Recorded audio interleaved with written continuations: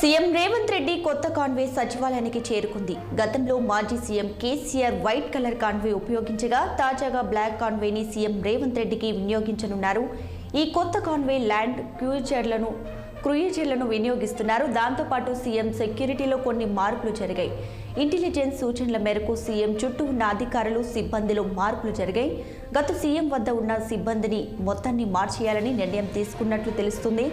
CM Revanth Reddy వ్యక్తిగత సమాచారంతో పాటు అధికారిక సమాచారం సైతం బయటకు లీక్ అవుతున్న నేపథ్యంలోనే ఈ చర్యలు తీసుకున్నట్లు వార్తలు వస్తున్నాయి.